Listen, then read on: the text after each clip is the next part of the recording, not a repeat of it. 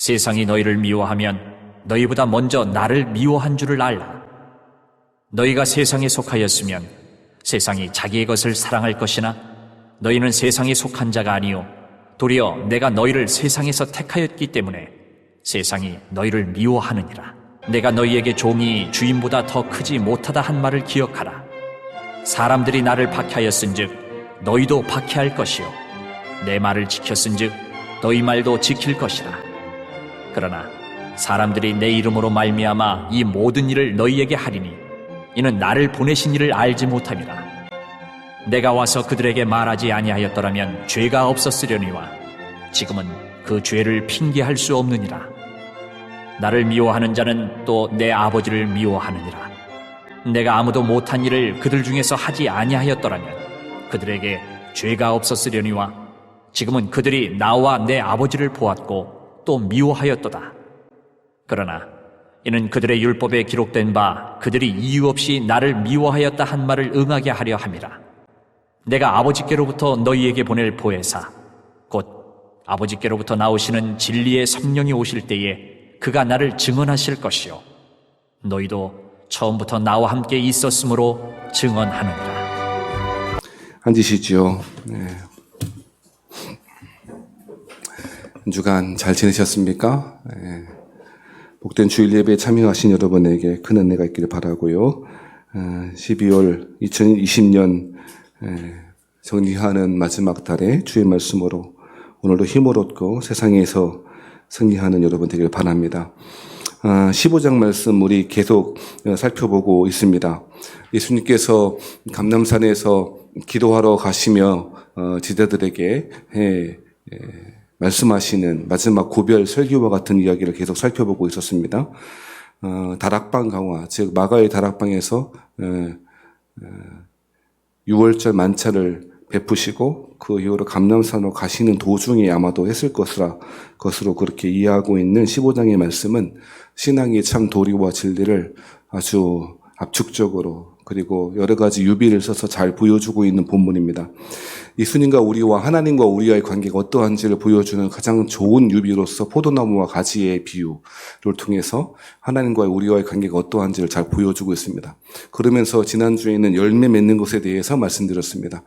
열매 맺는 것은 사람의 노력이라기보다 하나님과의 관계에서부터 자연스럽게 흘러나오는 결과이다라고 말씀을 드렸습니다. 그러므로 그 열매가 있는가 없는가라고 하는 것은 그 가지가 예수님, 포도나무 대신에 하나님과 예수님에게 붙어 있는가 그렇지 않은가를 잘 보여주는 바로미터가 될 것입니다. 노력해서 되지 않지만 노력하지 않고서도 되지 않는 것이 열매인 것 같습니다. 왜냐하면 하나님은 사람의 의지를 사용하셔서 하나님의 백성의 하나님의 자녀됨을 그렇게 만들어 가시기 때문입니다. 거룩하게 되어지는 것은 신자들이 예수님께 붙어 있을 때 자연스럽게 흘러나오는 결과입니다만 또 나아가 신자들이 신앙의 삶을 올곧게 걸어감으로써 세상 속에서 세상에 있지만 세상에 속하지 않는 그리스도인으로서 믿음의 길을 잘 지켜감으로써 그의 열매가 드러나게 하시고 세상 사람들이 그가 그리스도임을 잘 보여주게 되는 것입니다. 우리는 새벽에 다니엘서를 계속 묵상해 왔었더랬습니다. 다니엘서에 보면 다니엘과 세 친구들이 등장합니다. 다니엘과 세 친구들의 그 신앙의 모습을 보면 세상에 속하였으나 세상에 속하지 않은 채 살아가야 되는 그러한 아주 이율배반적인 신자들이 어떻게 믿음의 삶을 살아가야 될지에서 잘 교훈하고 있습니다.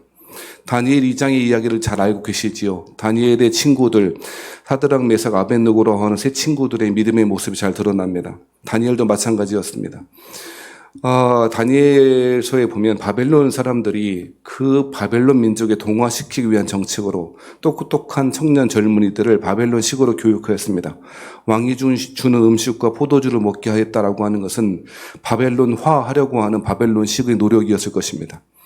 그저 그 음식만이 중요한 것이 아니고 바벨론의 제도, 바벨론의 문화, 바벨론의 제국의 통치 방식에 순종하고 살아가도록 바벨론에 끌려고 온 이스라엘 가나안 사람들, 특별히 청년들, 똑똑한 청년들을 그렇게 교육시키는 것이 바로 다니엘서 2장의 내용이었고 1장의 내용이었습니다.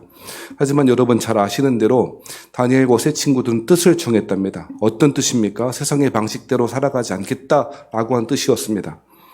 굉장히 어려웠을 것입니다. 세상에 속하였고, 아니, 세상에 속하였다 정도가 아니라 바벨론의 포로로 끌려온 사람들이, 특별히 왕궁에서 왕의 특별한 관심을 받고 있는 사람들이, 거기에서 눈만 질끈 감으면 바벨론에서 큰 영향력을 미치고 부귀 영화를 누리고 살 수 있는 그러한 조건을 갖추고 있는 사람이 왕이 주는 포도주와 음식을 거부한다는 것은 굉장한 용기가 필요했을 것입니다. 그럼에도 불구하고 이 다니엘과 세 친구들은 믿음으로 그의 길을 걸어가기를 기뻐해왔습니다. 왜 그렇습니까? 왕이 주는 음식이 아니라, 왕이, 바벨론이 세상이 가르치는, 세상이 주는 삶의 방식이 아니라 하나님의 방식대로 살아가는 것만이 참 생명의 길임을 알았기에 다니엘과 세 친구들은 그 길을 올곧게 걸어갈 수 있었습니다. 하나님은 그러한 다니엘과 친구들의 결심을 기뻐하셨고 환관장을 통해서 은혜를 베풀어 주셨는데, 왕의 음식을 먹은 자들보다도 훨씬 더 그들이 더 윤탁하게 되었고 지혜가 뛰어난 사람들로 자라갈 수 있었다는 것입니다. 이어서 또 한 가지 스토리가 다니엘서에서 나오지 않습니까? 다니엘 6장에 보면 여러분 잘 아시는 대로 다니엘이 높은 자리, 총리의 자리에 오르게 되자 사람들은 시기하고 질투했습니다. 그래서 무슨 일이 벌어집니까? 그를 고발하고자 여러 가지 근거를 찾게 되었습니다. 하지만 아무 근거, 아무 허물도 찾을 수가 없게 되었습니다. 그리고 한 가지 그의 약점을 발견하게 되었는데, 다니엘의 유일한 약점이라면 신앙 자체였습니다. 그가 가지고 있는, 다니엘이 가지고 있는 신앙 자체를 약점 삼아, 무기 삼아 공격하는 것만이 다니엘을 무너뜨릴 수 있는 길이라고 생각했고, 왕을 꼬드겨 왕의 신상 앞에 절하게 하고 다른 어떤 것에도 절하지 않도록 그렇게 요구하는 그런 법령을 만들게 되었고, 왕은 신하들의 속임수에, 신하들의 그 충고에 아주 흡족하게 생각하였고, 여러분 잘 아시는 대로 금령을 내리게 되었습니다. 그래서 무엇이라고 이야기합니까? 그때의 다니엘을 어떻게 합니까? 왕이 금령으로, 왕이 법령으로 절하지 말아라, 아무에게도 절하지 말아라 라고 했을 때 다니엘은 그 금령을 보란듯이 어기고 있습니다. 왜 그렇습니까? 그것은 다니엘에게 삶의 방식을 선택했던 그 삶의 방식 때문이었고, 여호와 하나님만이 참 하나님이라고 하는 자신이 택한 삶의 방식 때문이었을 것입니다. 다니엘서 6장 10절 말씀에 보면 여러분 잘 아시는 말씀이 나와 있는데요, 저는 이 말씀 읽을 때마다 마음에 찔림이 되기도 하고 은혜가 되기도 하고 도전이 되기도 하는 말씀입니다. 다니엘 6장 10절 말씀 무엇입니까? 다니엘이 이 조서에 왕의 도장이 찍힌 것을 알고도, 이 조서라고 하면 30일 동안에 아무 신상에게나 아무 신에게나 절하지 말아야 된다는 그 금령인데, 그렇게 도장을 찍힌 것을 알고도, 번역해보자면, 의미 역해보자면, 그렇게 그 법령을 어기면 반드시 죽을 것이다 라고 한 사실을 알고도 이러한 뜻 정도 되겠습니다. 죽을 줄 알고 혹은 실각할 줄 알고 자신이 지금 누리고 있는 자리에서 떠나가게 수밖에 없음을 알고, 모든 권세를 잃어버릴 위기가 다가왔음을 알고, 심지어 목숨마저 잃어버리게 된 상황이 올 줄 알고도 어떻게 합니까? 자기 집에 돌아가서는 윗방에 올라가 예루살렘으로 향한 창문을 열고 전에 하던 대로 하루 3번씩 무릎을 꿇고 기도하며 그의 하나님께 감사하였더라. 참 어이없습니다. 뭐가 어이없습니까? 왕이 도장이 찍힌 것을 알고도 기도하는 행위 자체가 어이없기도 합니다. 더 어이없는 것은 윗방에 올라가서 예루살렘을 향한 그 창문을 열어 제치고 기도한답니다.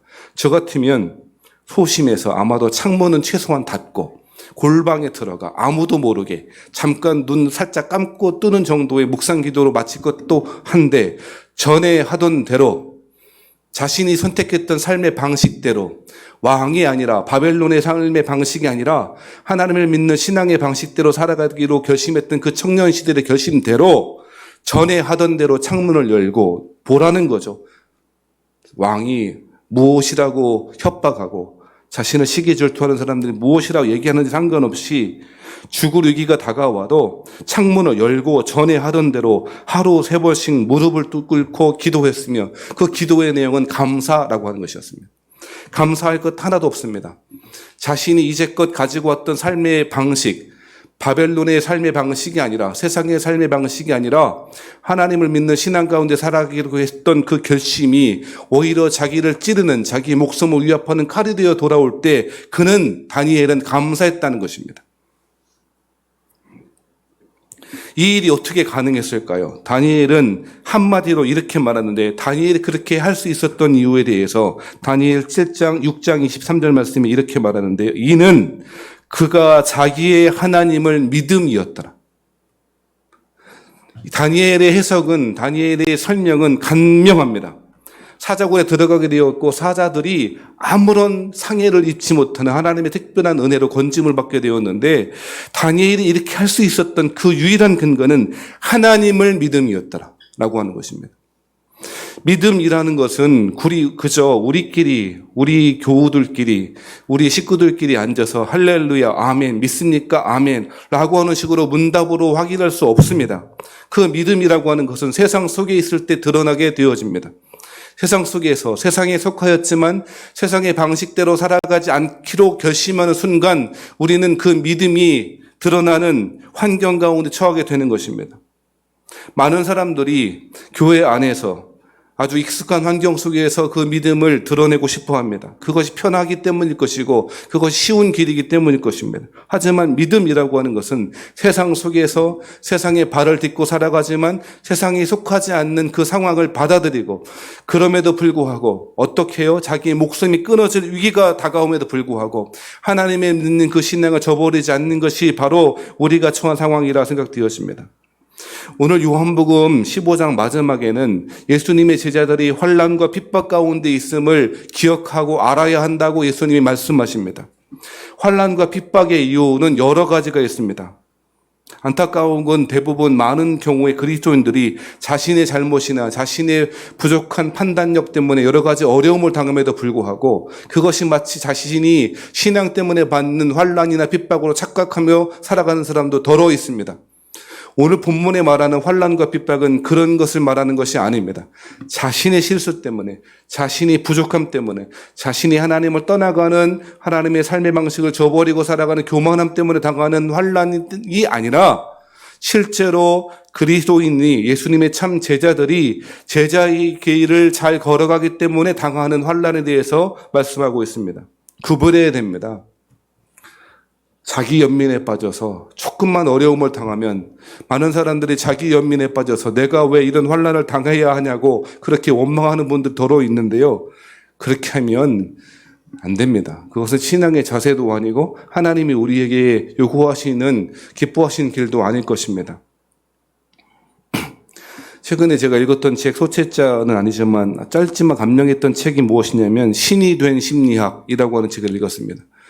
심리학, 내적 치유, 물론 내적 치유가 중요하고 합니다만 내적 치유나 마음의 치유 이런 것들이 교회 안에 슬며시 찾아 들어와서 그것이 마치 신앙의 전부인 것처럼 신의 위치를 점하고 있다라고 하는, 우리에게 경종을 주는 책이었습니다.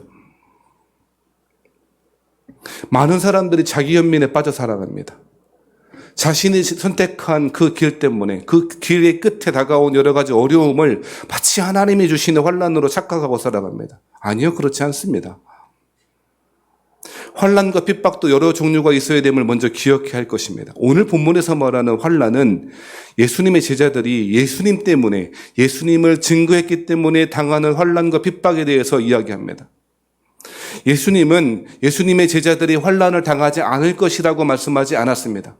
그러면 속 시원하겠습니다만 한 번도 아무 일도 없을 거야, 우리 그 유행가의 가사처럼 그대여 아무 걱정하지 말아요, 듣기에는 좋고 감동이 오고 눈물을 흘릴지 모르겠습니다만 예수님이 약속하신 제자들의 삶은 그런 삶 아니었습니다.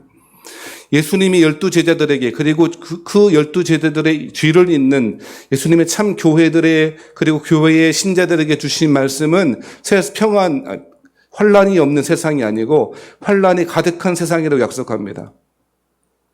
마치 다니엘이 세상 한가운데에서 세상의 방식을 택하지 아니하고 하나님을 믿는 신앙의 삶을 택하였기 때문에 당하는 그 환난을 오늘 본문에서 이야기하고 있다는 것입니다. 그 사실을 분명하게 경고하고 있는 것이 오늘 18절부터 27절인데요. 왜 그렇다면 세상의 사람들이 교회를 핍박할 거예요? 그 이유는 먼저 첫 번째 이유, 아주 근원적인 이유, 가장 중요한 이유일 텐데요. 그것은 18절 19절에 이렇게 설명합니다. 세상이 너희를 미워하면 너희보다 먼저 나를 미워한 줄을 알라.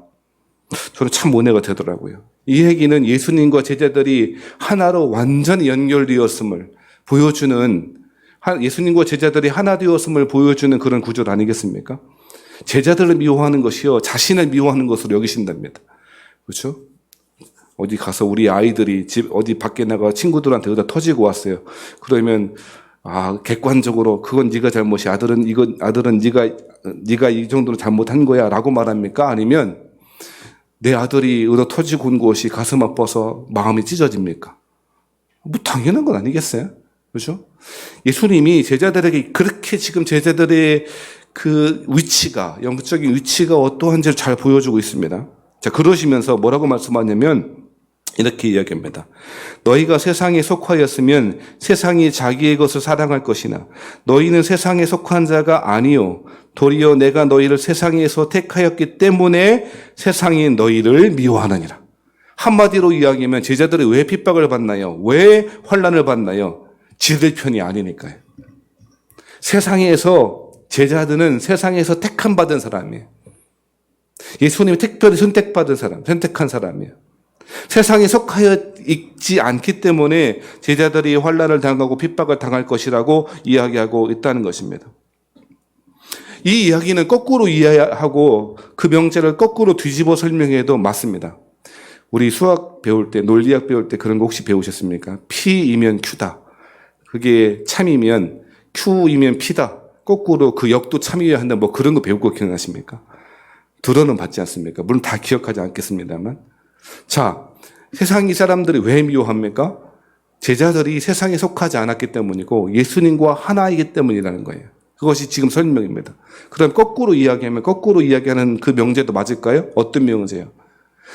우리 가운데 핍박이 없다면, 어떤 핍박이, 내가 잘못한 거 말고 나의 선택 때문에 당하는 여러 가지 어려움 말고 그리스도를 믿는 신앙의 삶을 잘 지켜가기 때문에 당하는 그 핍박, 그 환난이 없다라고 하는 얘기는 거꾸로 무슨 이야기입니까?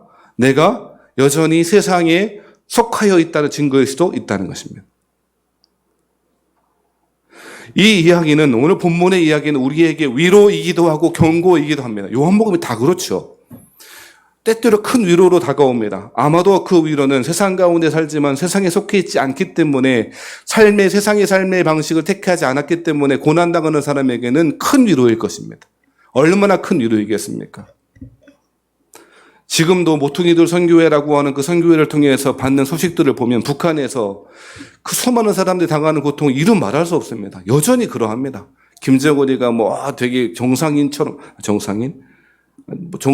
국가가 되기 위해서 노력한다지만 여전히 그 미치광이 돼지인 건 확실합니다. 아무튼 그렇게 살아가는 걸 보면 지금도 수많은 사람들이 고난당합니다. 한 가지 이유 때문에 그렇습니다. 그리스도를 믿는 신앙을 포기하지 않았기 때문입니다. 초대교회 때도 그랬다지 않습니까? 초대교회 때도 초대교회 그리스도인들이 당하는 환난의 유일한 이유, 한 가지 당연한 이유는 황제에게 숭배하지 않았다는 그 한 가지 이유 때문이었습니다.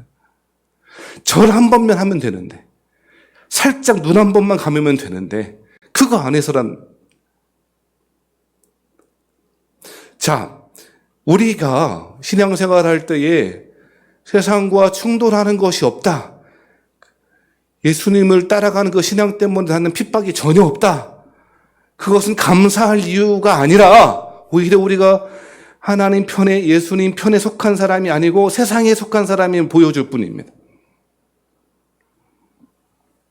언제가 말씀드렸듯이 한국에 2000년 들어와서, 1900년대 들어오면서 한국 교회 교인들처럼 핍박이 없는 교회 역사 전체를 통하여 핍박과 환난이 없는 시대를 살아가는 그리스도인들은 없었습니다. 단언컨대 없었습니다. 수많은 사람들이 여러 가지 환난과 핍박 가운데 살아왔고, 교회는 그런 핍박과 환난과 그런 어려움 가운데 항상 승리하며 성장해 왔습니다. 하지만 어느 순간 한국의 교회는 핍박과 환난이 없어졌습니다. 오히려 세상보다 더 세상적으로 살아가기 때문에 세상에서 오히려 세상이 우리를 걱정하는, 세상의 교회를 걱정하는 지경까지 와 있습니다. 핍박이 없다고 감사할 일이 아니라 그 핍박이 없는 것은 우리가 세상에 속하였기 때문일 것입니다. 핍박이 있다는 것은 세상에 속하였지 않기 때문에 핍박이 있는 것입니다. 이러한 단순한 명제를 우리 잃어버리고 살아갑니다. 그것은 초대교회 때뿐 아니라 지금도 우리의 일상에서 벌어지는 삶의 현장입니다. 생각해 보세요. 조금만 정신 차리고 예수를 잘 믿으면 어려움은 금방 찾아올 것입니다. 조금만 세상과 다른 방식을 가지고 살아간다면, 그렇게 말하는 사람이 있다면 당장 왕따가 될 가능성이 많습니다. 그리스도를 믿는 신앙이 무엇인지를 자신 안에 있는 삶의 소망의 이유에 대해서 이야기하기 시작한다면 그 사람은 아마 왕따 당할 것입니다. 요즘 같은 시대는 더 그렇지 않겠습니까? 조금만 의롭게 살아간다면, 아니 신앙의 방식은 반드시 의로운, 정의로운, 공의로운 삶의 방식을 선택할 수밖에 없을 것입니다. 그래서 그렇게 옳게, 정의롭게, 공의롭게 살아가고자 마음먹으면 당장 어려움 당할 것입니다. 예전에 서울 어떤 구에서 일어났던 실제 일이랍니다. 거기에 이제 직장인들이 있는데요. 직장인들이 요즘 시간 외 수당 받는 거 있지 않습니까? 근무 시간이 있으면 공무원들은 그게 많은가 봅니다. 시간의 수당 이렇게. 일 다 끝났습니다. 퇴근 시간 다 됐습니다. 그런데 회식을 간 겁니다. 자기네끼리 먹고 놀고 회식 간. 근데 회식 가는데 무슨 일을 하냐면 이 사람들은 다 가기 전에 이렇게 그 초고 시간에 그거 다 긁고 가는 거예요. 시간의 수당 받으려고. 그리고서 회식 끝난 다음에 한 사람이 걷어갖고요. 그 카드를 닫아가고 다 또 긁어요. 지금은 그렇게 하면 큰일 나겠습니다만 예전에 그런 일이 많았는가 봐요. 근데 문제는 거기 안에 그 공무원들, 신우회 집사님들이 많아있던 거예요. 교회 다니는 분들만. 근데 그 공무원 중에 한 청년이 있었답니다. 근데 괴로운 거예요. 뭐가 괴로운가? 아니, 내가 예수 믿는 사람인데 도대체, 이건 분명히 회식하러 가고 놀러 가고 밥 먹으러 가는데 이거 시간의 수당 그거 막 받으려고 그렇게 찍고 그렇게 하면 되겠나 싶었던 거예요. 이 사람이 문제를 제기해서 신호의 모임 가운데 우리 이렇게 하는 거 잘못되는 거 아니냐고, 그렇게 하지 마시자고. 근데 무슨 일이 벌어졌을까요? 그 신호회에서 애통하고 회개하는 일이 벌어진 게 아니라 너만 예수 믿냐고, 우리도 잘 믿고 있다고 그렇게 튀지 말라고 그랬다는 거예요. 이 청년은 어떻게 선택했을까요? 이 청년은요, 그 정말 황금 직장이라 공무원을 뛰쳐나왔습니다. 이 소식을 듣게 된 그 교회 공동체 식구들은 한 가지 일을 결정했답니다. 어떻게 했는가? 이 청년이 다시금 직장을 잡을 때까지 이 청년에게 특별히 10의 1조는 교회에다 드리고요. 10의 1조를 또 따로 떼어서 당분간 이 청년이 취직할 때까지 그 청년에게 주었습니다. 그 청년의 가정을 살리는 거죠. 의롭게 행했기 때문에, 정의롭게 행했기 때문에 이 청년을 살리는 결정을 하게 되었고, 이 청년은 신앙도 믿음도 교회 사랑도, 교회 공동체 식구들의 사랑도 지킬 수가 있었던 것입니다. 사랑하신 여러분, 이러한 현실 가운데 우리는 살아갑니다. 너만 예수 잘 믿는다고? 너만 왜 이렇게 튀게 그렇게 예수 믿냐? 라고 하는 소리를 듣기 쉽상입니다. 어떻게 하면요? 그리스도를 믿는 예수께서 말씀하신 신앙의 길을 잘 걸어가겠다 결심하기만 하면 그런 일들도 우리의 비일비재 일어날 것입니다. 거꾸로 이야기하면 그런 일이 전혀 없다면, 나는 전혀 그런 일이 없다면 아마도 그들과 너무너무 비슷하거나 거의 똑같거나 하지 않은 그런 이유 때문에 아니겠습니까? 사랑하신 여러분, 18절부터 27절까지는 분명한 이야기를 하고 있습니다. 여러 가지 이야기를 하고 있습니다. 어떤 이야기입니까? 왜 핍박당하는가? 교회가 세상 편이 아니기 때문이다. 21절부터 24절에는요, 근본적으로 하나님을 미워하기 때문이다. 하나님을 싫어하기 때문이다. 이 이야기를 요한복음 1장에부터 이야기했지 않습니까? 빛이 세상에 왔을 때 사람들이 그 빛을 싫어했답니다. 왜요? 왜 빛이 싫어할까요? 왜 이 빛 대신 예수님이 세상에 오시는데 싫어할까요? 그 빛이 오시니까 내 안에 어두움이 막 드러나는 거예요. 그러니까 싫은 거예요. 자신이 선택했던 삶의 방식을 고수하고 싶어 하는 거예요. 그냥 어두움 가운데 살아가고 싶어 하는 거예요. 은근히 죄를 즐기며, 은근히 세상을 즐기며 살아가고 싶은데, 예수님이 오셔갖고 예수님 말씀이 그 삶을 포기하도록 우리를 내모으니까 싫은 거예요. 그것처럼 근본적으로 빛을 싫어하고 하나님을 싫어하기 때문에 충돌하려고 하지 않습니다. 그것이 세상 가운데 있는 많은 경우에 그리스도인이라고 그저 이름 붙여진 사람들의 상황이라는 것입니다. 뿐만 아니라 왜 핍박을 당합니까? 26절, 27절에는요. 예수를 증언하기 때문이랍니다. 신자들에게 하나님 아버지는 예수님을 통하여 진리의 성령님, 보혜사 성령님을 신자들에게 보내주시고 그 성령님이 우리 안에 찾아와 주셔서 주의 말씀을 증언하게 하신다라고 하는 내용이 27절, 26절의 말씀입니다. 입 다물고 있으면 핍박이 없습니다. 입을 여니까 하나님의 말씀대로 살 뿐 아니라 주의 말씀을 증언하니까 증인의 삶을 살아가니까 핍박이 오더라는 것입니다. 조용히 있으면 문제 없습니다. 아무 소리 않고 침묵하고 있으면 아무 문제 없습니다. 침묵이 금이라지요. 예, 그건 세상에서 통용되는 법칙일지 모르겠습니다. 하지만 그리스도인들에게 침묵은 직무유기입니다. 진리를 증언하지 않는 것은 하나님의 백성으로 사명을 저버리는 일입니다. 그리고 침묵하는 순간 우리는 비겁해지기 시작할 것입니다. 사랑하신 여러분, 제자들은 이처럼 이러한 이유 때문에 핍박을 당할 것이라고 예고하시고 우리 주님은 경고하셨습니다. 차라리 이런 핍박이 없을 것이라고 했으면 좋았을 법했는데 예수님은 그렇게 말씀하지 않고 이러한 이유 때문에 핍박을 당할 것이라고 이야기하고 있습니다. 앞서 말씀드렸듯이 오늘 본문의 말씀은 위로이기도 하고 경고이기도 합니다. 여러분은 이 말씀을 통해서 위로를 얻습니까? 아니면 경고를 얻습니까? 아니면 둘 다입니까?